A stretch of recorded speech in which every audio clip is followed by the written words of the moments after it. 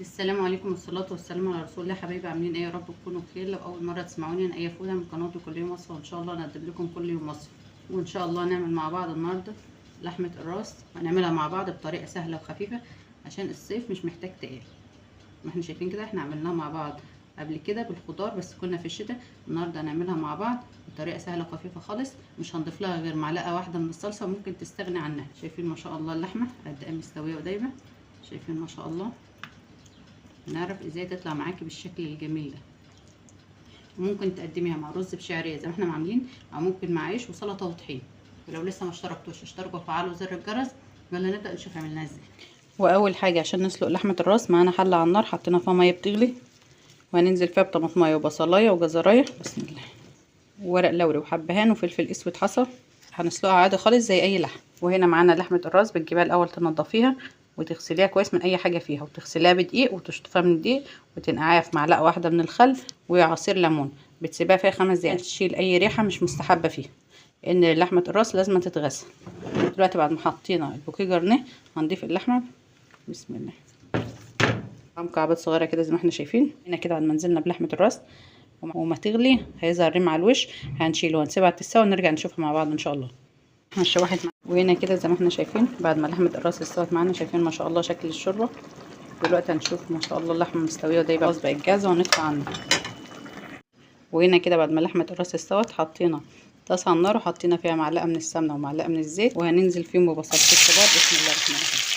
بصي يا لحمه الراس معايا كيلو من لحمه الراس، بصلتين كبار مقطعينهم جوانح كده. بعد ما شوحنا البصل هننزل بمعلقه كبيره من الثوم المهري، نشوحها كده مع البصل لحد ما نشم ريحتها كده زي ما احنا شايفين. شوحناها مع البصله، احنا مش هنحمرهم، احنا هنشوحهم بس كده لحد ما نشم ريحتهم.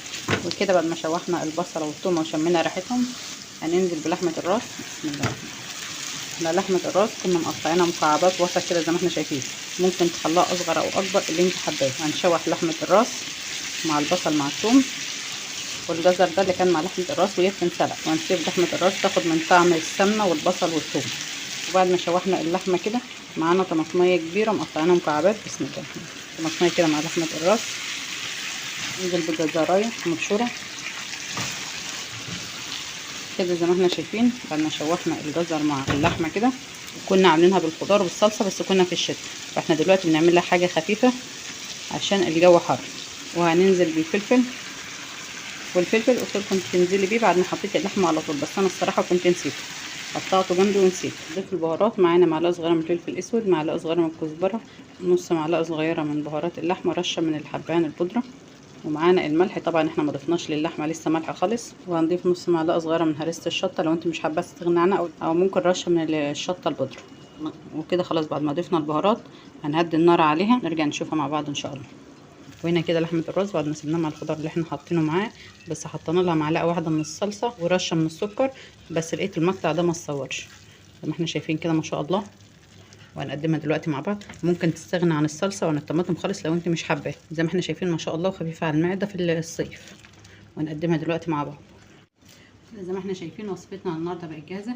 احنا قدمنا معاها رز بالشعريه، بتستغنى خالص عن معلقه صلصه وطماطم، وتاكلها بعيش وطحين. وبرده نشوف مع بعض قطعه اللحمه. شايفين ما شاء الله اللحمه دايبه، شايفين ما شاء الله، لان احنا سويناها مظبوط في الشوربه وبعدين رجعنا حطيناها مع الخضار. شايفين ما شاء الله. ولو عجبتكم وصفتنا النهارده اعملوا لنا متابعه وشير عشان يوصلكم كل جديد. والسلام عليكم ورحمه الله وبركاته.